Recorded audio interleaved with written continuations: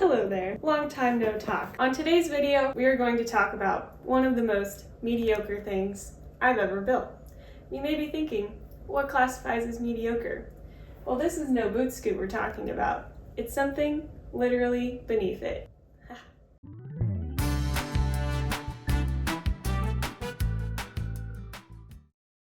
What do you get when you cross a brief stint on a reality TV show with a sudden urge to turn your room into a life-size claw machine? If you can't tell by digital me laughing at your face, the answer when you cross those two things is not much. At least not immediately, but combine 8 months, a grant from someone you may know, and a dare from a family friend. Didn't that guy, I'm sure you watched this guy, Stuff Made Here guy? Yes, yeah. And didn't he use a cable robot? Yes. The cable robot he built is outstanding, actually. But there's one thing I've learned in my first decennial of time here on Earth, and it's that in order to be outstanding at something, you have to really suck at it first. Which leads us back to our main story, the journey of a single cable robot that took 1,000 fucking steps to make. Its true origin goes back a year prior to when I built my first linear motion device, and I did it very badly and caused a lot of chest pain for some NASA engineers. Now, believe it or not, I did work at NASA, though certainly not in the robotics group, and spent a lot of time underwater, literally, or scooting around on my ass, also literally. But thanks to my unofficial internship with some friends in the robotics group, I got to spin donuts in rovers and learn a thing or two about, well, robotics. And people who are good at robotics are really, really inspiring. So I set out on a mission to learn a little bit more about robotics.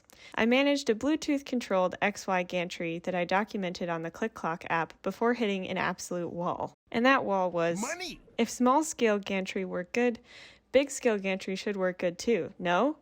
Money! Good thing my friend Tamer has a solution. For Ruby to need an easy up, block sunlight, but not be inside.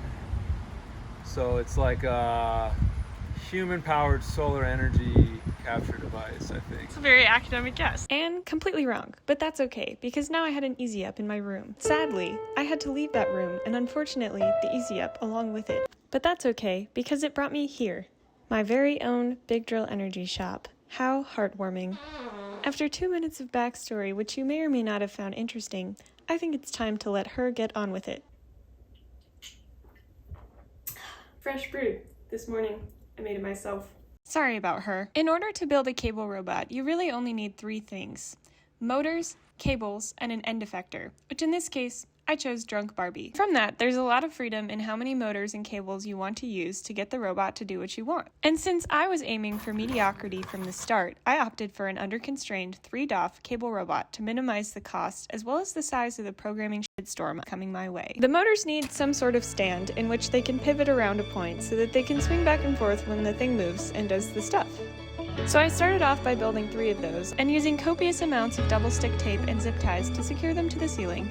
I then proceeded to the Arduino IDE, where I experimented with getting the first motor to spin.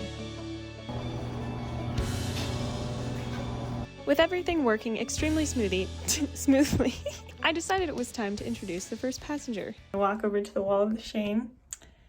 Drunk Barbie. She's our first passenger. Let's see how she does. First things first, we need to secure the passenger. We don't have to worry about her getting nauseous. I'm so sorry, Drunk Barbie. And then press enter. Just the letter 1. Sorry, the number 1.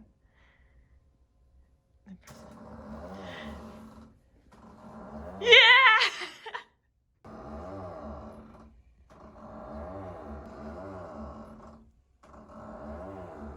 I added the 3rd cable, and I have a feeling I'm gonna have to redesign my winches. I definitely did need to redesign them, but instead, I took a 2-week break from this project, unintentionally. I turned to a motivational dance break to get some momentum back on this project. Which worked, because although it's a little bit hard to see, I ended up fixing my cable guide issue by hot gluing some wrenches to the underside of the motor mounts. I then faced the struggle of trying to get all 3 motor cables connected, which I partly fixed by ordering longer motor cables, but I had to fully fix by figuring out how to suspend my electronics from the ceiling, which I did quite elegantly, if I say so myself. After making some programming changes to include the 3rd motor, I realized I could not get Drunk Barbie to come back down.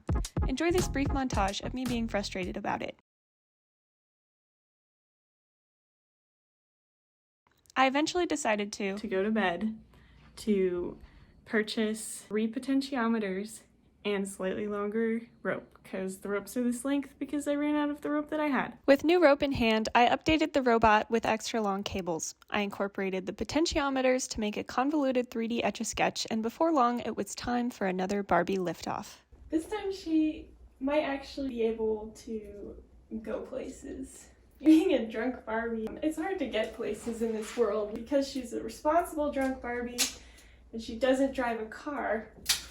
Her next best bet is this inaugural flight of drunk Barbie. Hold your applause.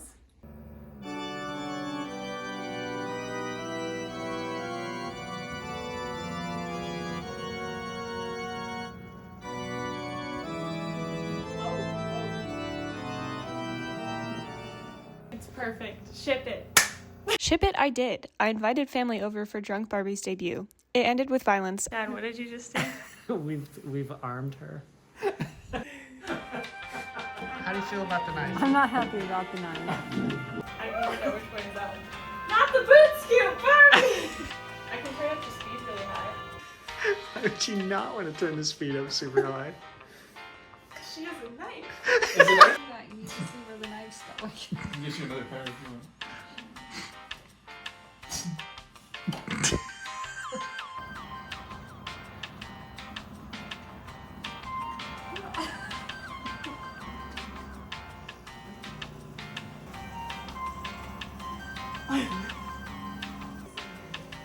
While Drunk Barbie is certainly entertaining, she is unfortunately not the goal I initially sought out to achieve on this journey of my cable robot, and that is, she's not a claw. So in order to complete my quest of turning my room into a full-size claw machine, I needed to attach a claw to close this frickin' long-ass chapter in my life. Yeah, I'll edit this. I think it would be really funny if the claw only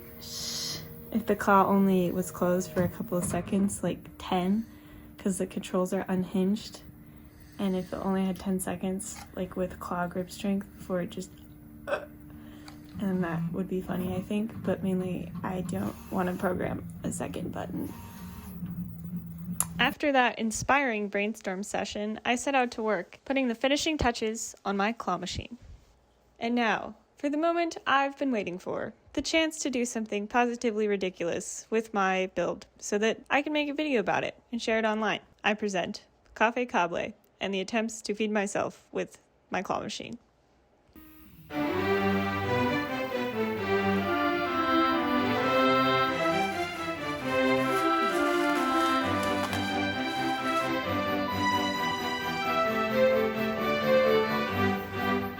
Good afternoon, and welcome to Café Cable. I've been told that things here at Café Cable run a little bit unconventionally, and that makes sense because some blonde who programmed all of this really just does things a little bit ruthlessly. Café Cable, where the food is and the service is Café Cable, where the food is pick-upable by a robot claw, and that robot claw only works 12% of the time. I'm kind of scared. Ah!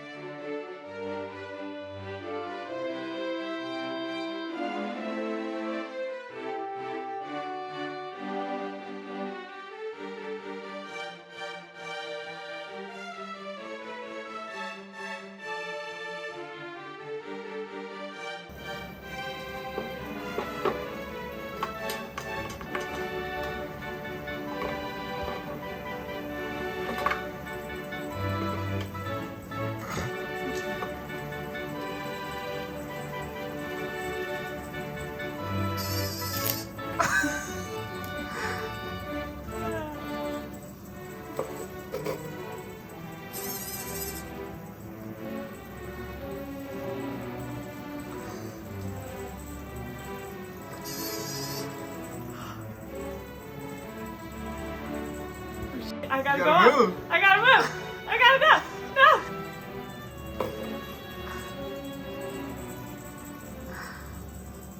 We have a new strategy here at Café Cable. I'm going to not deal with the motors until there is a piece of food in the claw. What do you think, Claw? All right. Woo! Cable motor. Motor. Cable. Cable. 5. Oh, 10.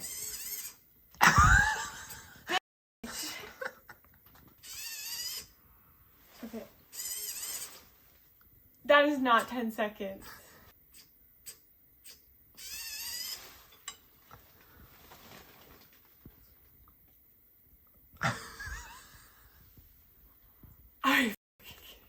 I unplugged it again.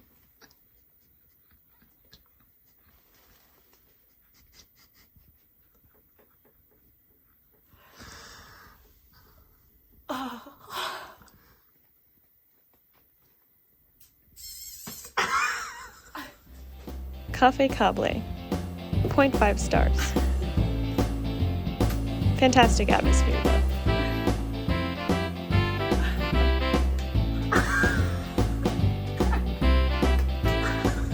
Are you aiming for right now?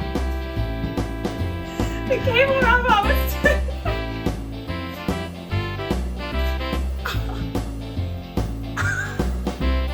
Okay, we're gonna get to brush my teeth. Are you ready, Allie? Yeah, I'm ready. Do I have your consent to be in the video? Yeah, put me on the YouTube channel. I want to be famous. Sick. Alright, here we go.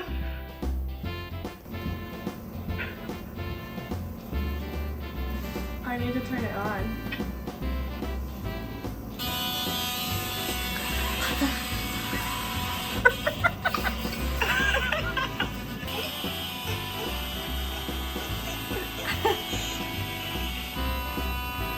That's not right.